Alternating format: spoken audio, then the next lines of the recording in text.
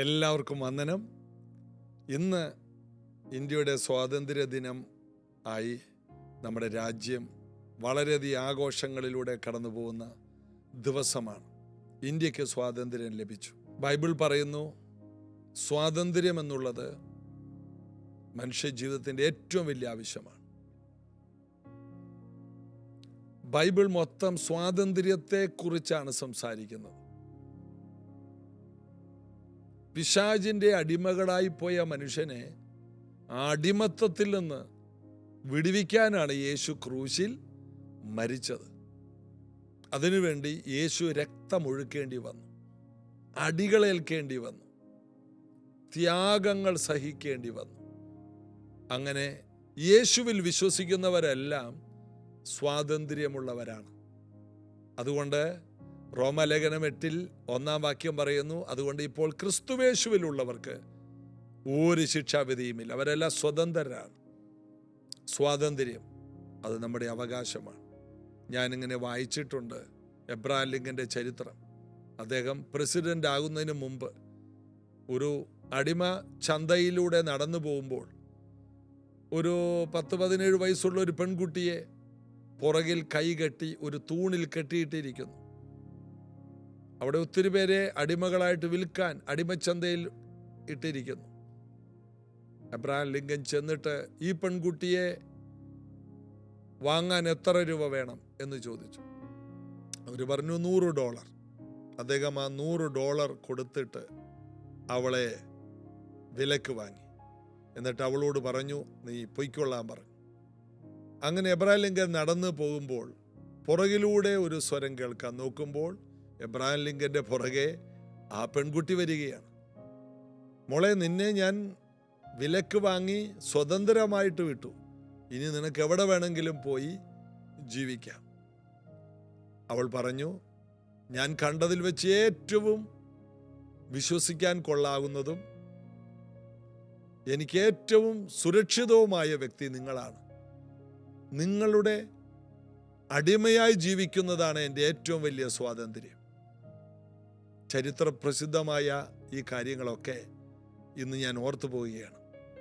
യേശുക്രിസ്തുവിൻ്റെ ദാസനായി മാറുമ്പോൾ നമ്മൾ ഭൂതലത്തിൽ വെച്ച് ഏറ്റവും സ്വാതന്ത്ര്യമുള്ളവരാണ്. യേശുവിൻ്റെ ദാസിയാകുക, കർത്താവിൻ്റെ ദാസൻ. കർത്താവിൻ്റെ ദാസി എന്ന വാക്ക് ഞങ്ങൾ ഉപയോഗിക്കാറുണ്ട്. എന്താണ് ദാസൻ? ദാസി എന്ന് പറഞ്ഞ വാക്കിൻ്റെ അർത്ഥം അടിമയെന്നാണ്. എന്നാൽ യേശുക്രിസ്തുവിൻ്റെ ദാസനാകുമ്പോൾ നമ്മൾ ഭൂതലത്തിൽ വെച്ച് ഏറ്റവും സ്വാതന്ത്ര്യമുള്ളവരാണ്, ഏറ്റവും സ്വസ്ഥതയുള്ളവരാണ്, ഏറ്റവും സംരക്ഷണമുള്ളവരാണ്, ഏറ്റവും കൃപയുള്ളവരാണ്, ഏറ്റവും മറുപടികളുള്ളവരാണ്, ഏറ്റവും ധൈര്യമുള്ളവരാണ്, ഏറ്റവും പ്രത്യാശയുള്ളവരാണ്. അതുകൊണ്ടാണ് ക്രിസ്തു നിങ്ങളെ സ്വതന്ത്രരാക്കിയാൽ നിങ്ങൾ സാക്ഷാൽ സ്വതന്ത്രർ എന്ന് വചനം പറയുന്നത്. കർത്താവിൽ ആശ്രയിക്കാം. എന്തുകൊണ്ടാണ് നമ്മൾ യേശുവിനെ ആരാധിക്കുന്നത്? യേശു ആരാധനയ്ക്ക് യോഗ്യനാണ്. യേശു തൻ്റെ അവസാനത്തുള്ള രക്തവും ജീവൻ മുഴുവനും നമുക്ക് വേണ്ടി ഊറ്റിത്തന്നു. ആ കർത്താവിനെ ചേർന്ന് പാടി ആരാധിക്കുന്നത് ഒരു കടമയായി പോകരുത്, ഇതൊരു ആഘോഷമാക്കി മാറ്റാം. ചേർന്ന് പാടി യേശുവിനെ ആരാധിക്കാം. All the saints and angels bow before your throne. All the elders cast their crowns before the Lamb of God and sing, you are worthy of it all.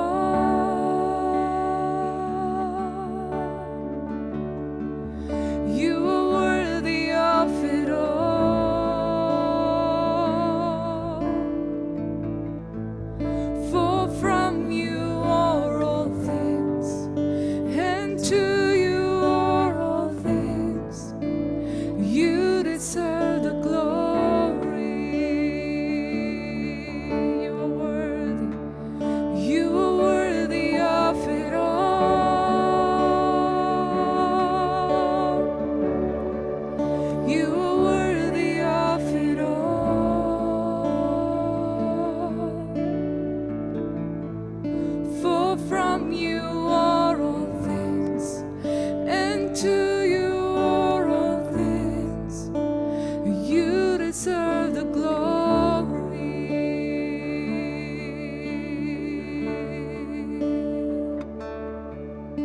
And all the saints and angels bow before your throne, and all the elders cast their crowns before the Lamb of God and sing, you are worthy of it all.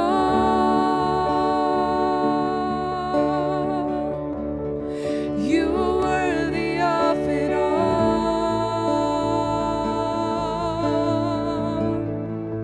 For from you are all things, and to you are all things.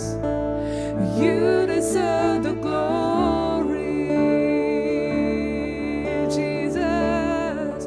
You are worthy of it all.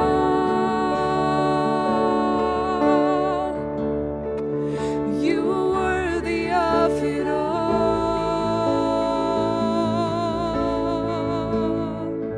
For from you are all things, and to you are all things. You deserve the glory.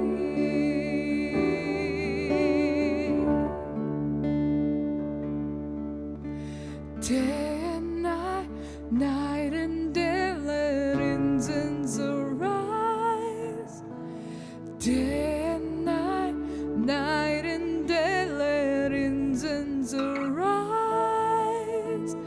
Day and night, night and day, let incense arise.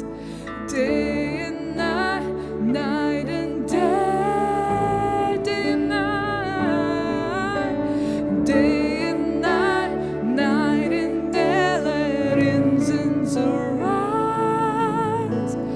Day and night, night and day, let incense arise. Day and night, night and day, let incense arise. Day and night, night and day. You are worthy of it all.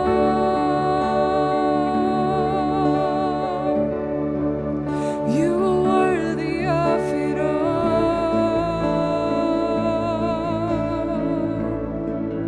For from you are all things, and to you are all things. You deserve the glory, Lord. You are worthy of it all.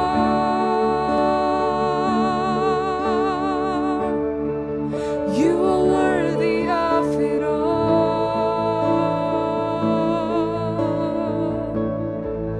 For from you are all things, and to you are all things. You deserve the glory. ഇന്ന് പ്രാരംഭ സമയത്തിൽ നമ്മൾ സംസാരിച്ചത് സ്വാതന്ത്ര്യത്തെക്കുറിച്ചാണ്. ഇന്ന് അപ്പോസ്തല പ്രവൃത്തി 7-ാം അധ്യായം വായിക്കുമ്പോൾ അതിലും സ്വാതന്ത്ര്യത്തെക്കുറിച്ചാണ് കാണുന്നത്. ബൈബിളിൻ്റെ ഏത് ഭാഗം നോക്കിയാലും സ്വാതന്ത്ര്യമാണ്.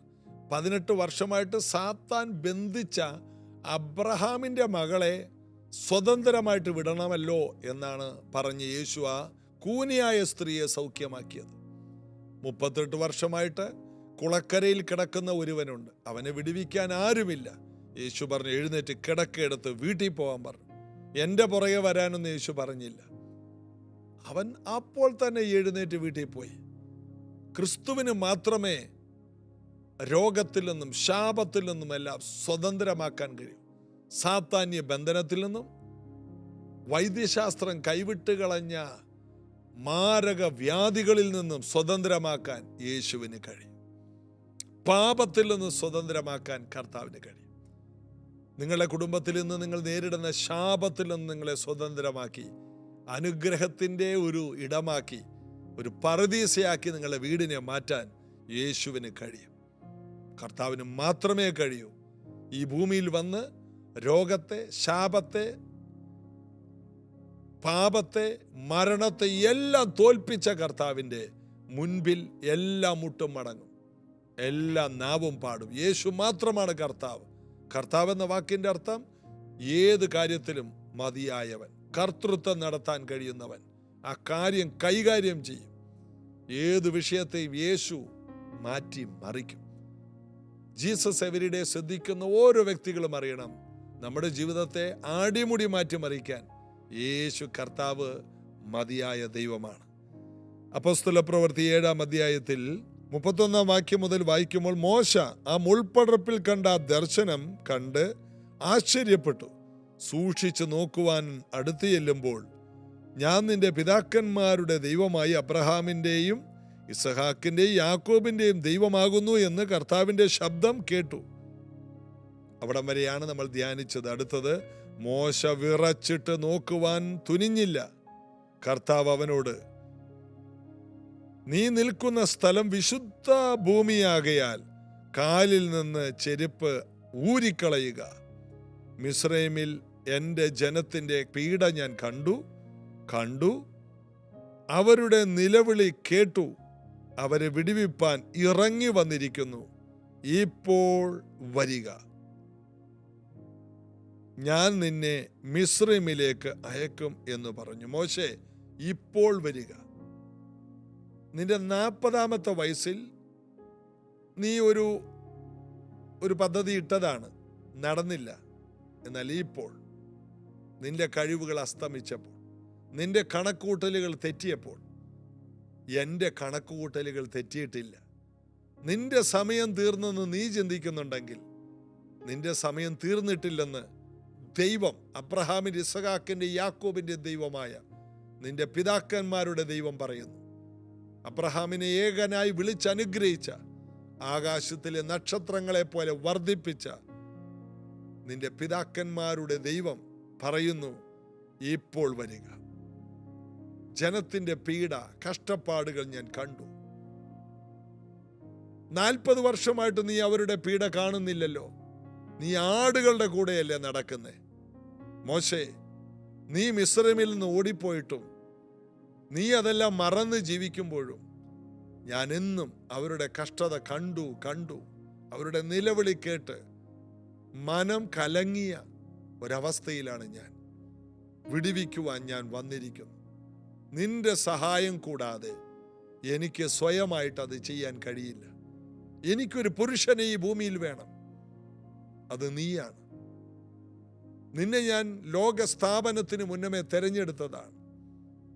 നീ വിചാരിച്ചു നിന്നെ ഞാൻ തള്ളിക്കളഞ്ഞു, നിന്നെ ഞാൻ ഉപയോഗിക്കില്ലെന്നുള്ള തെറ്റിദ്ധാരണയിൽ നീ വന്നെങ്കിൽ, ഇല്ല മോശേ, നിന്റെ സമയം ഇതാണ്. ഇന്നിത് കേൾക്കുന്ന ഓരോ വ്യക്തികളും നിങ്ങളുടെ കണക്കൂട്ടലുകൾ തെറ്റിയ ഈ സമയത്ത് വിശ്വസിക്കുക. ദൈവം പറയുന്നു, ഇതാണ് നിങ്ങളുടെ സമയം. നമ്മൾ വെച്ചിരിക്കുന്ന ചില സമയമുണ്ട്. കല്യാണം കഴിക്കാനൊരു സമയം, ഒരു 20 വയസ്സിനും അല്ലെങ്കിൽ ഒരു 21 വയസ്സിനും 28 വയസ്സിനുള്ളിൽ കല്യാണം കഴിക്കണം. അങ്ങനെ കുറെ കണക്കൂട്ടൽ വെച്ചിട്ടുണ്ട്. അങ്ങനെയൊന്നുമില്ല. ഓരോ വ്യക്തികൾക്കും വ്യത്യസ്തമായ സമയമാണ്. ചിലർക്ക് കുഞ്ഞുങ്ങൾ ജനിക്കുന്നത്, കഴിഞ്ഞ ദിവസം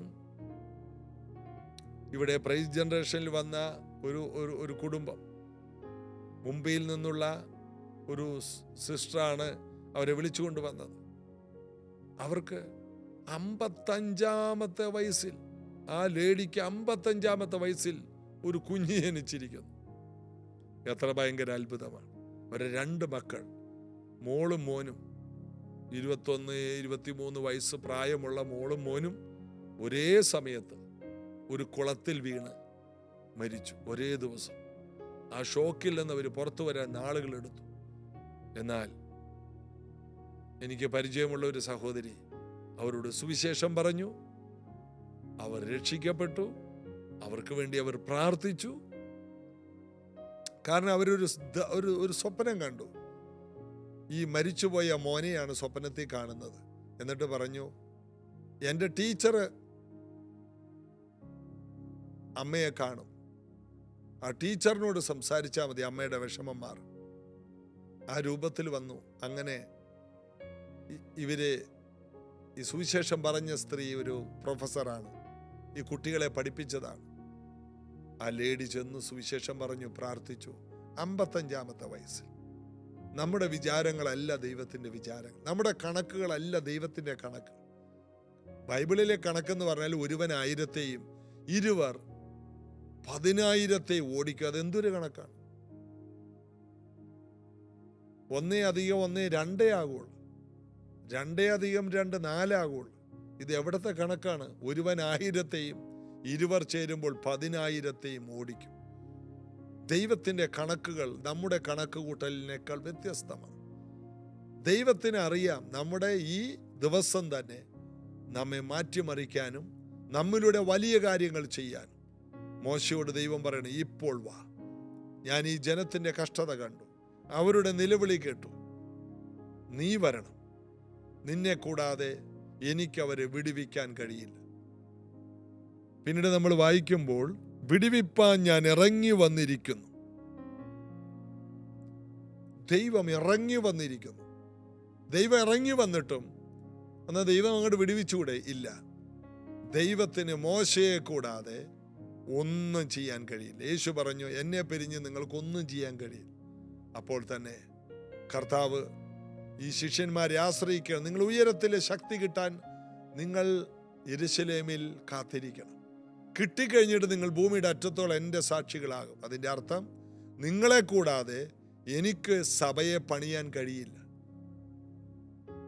എനിക്ക് എൻ്റെ സഭയെ പണിയണം, നിങ്ങൾ വേണം.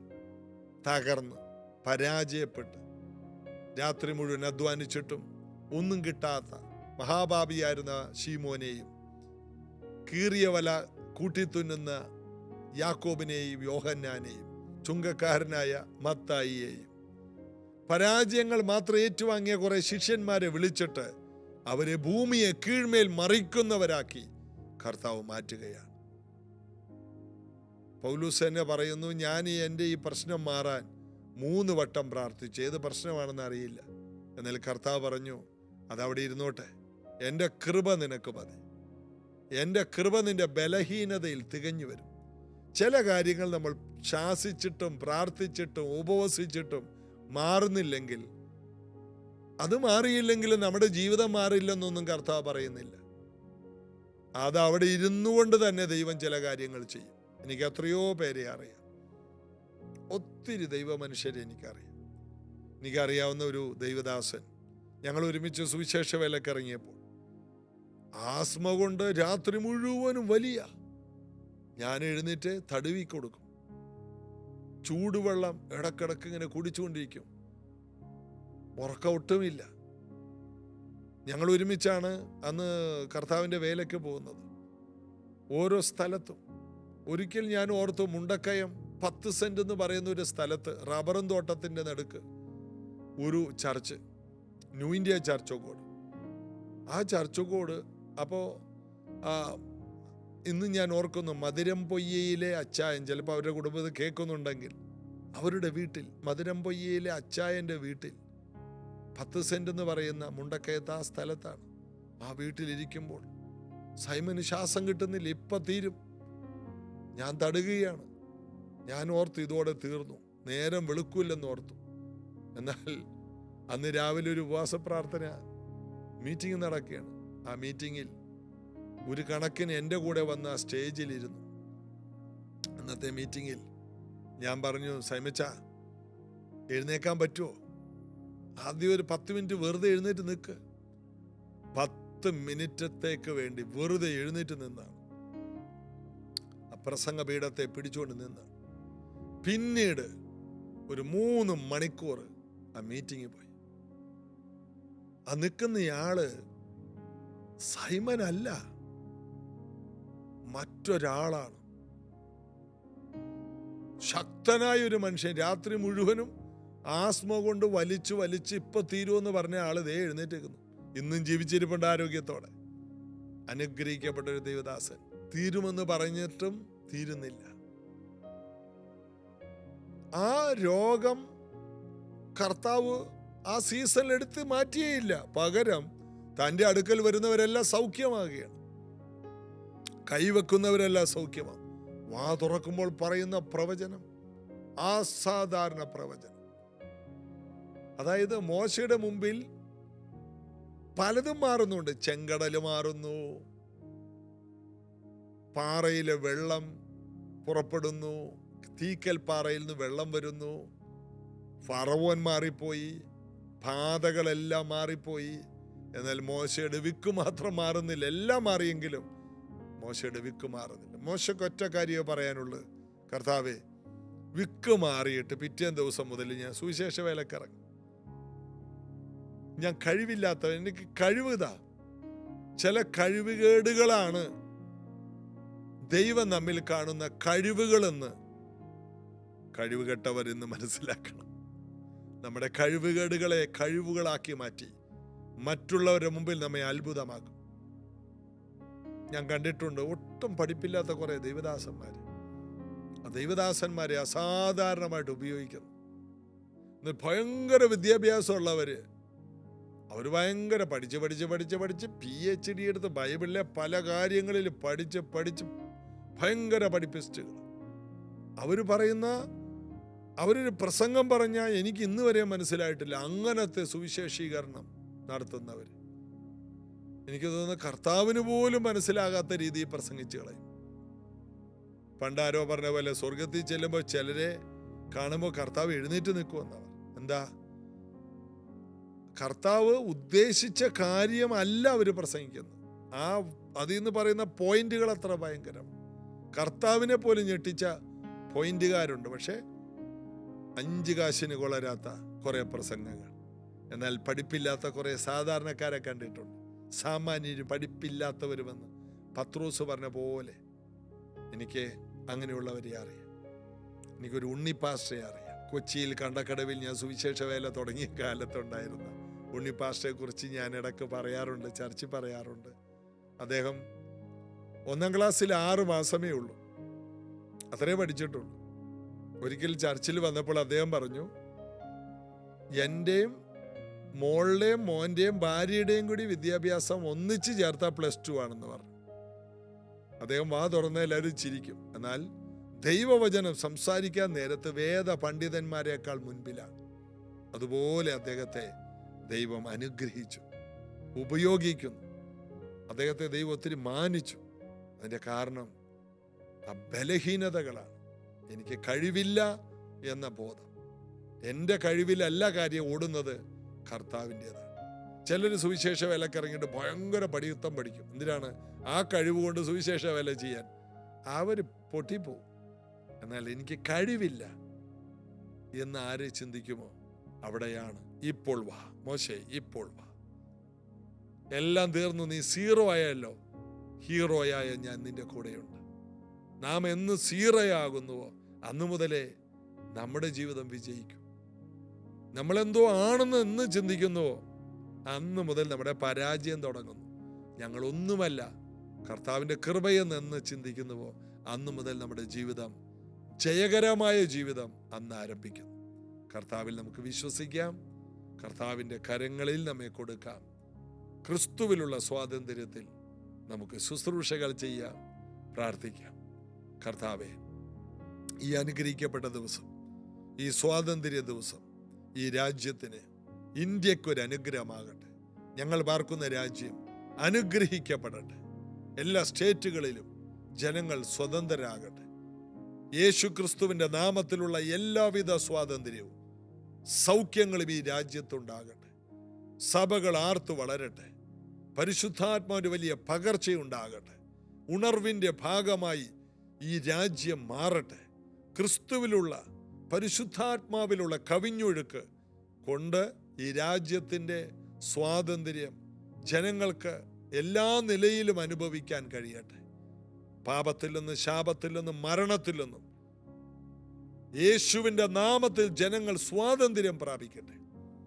ഇന്ത്യ എന്ന മനോഹര രാജ്യത്തെ അങ്ങ് ഞങ്ങൾക്കന്ന് ഈ രാജ്യത്തെ യേശു ക്രിസ്തുവിൻ്റെ നാമത്തിൽ അനുഗ്രഹിക്കുന്നു.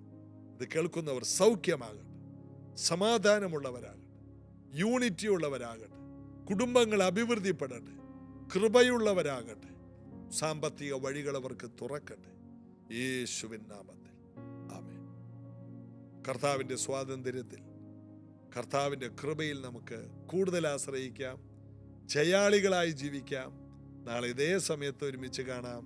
God bless you.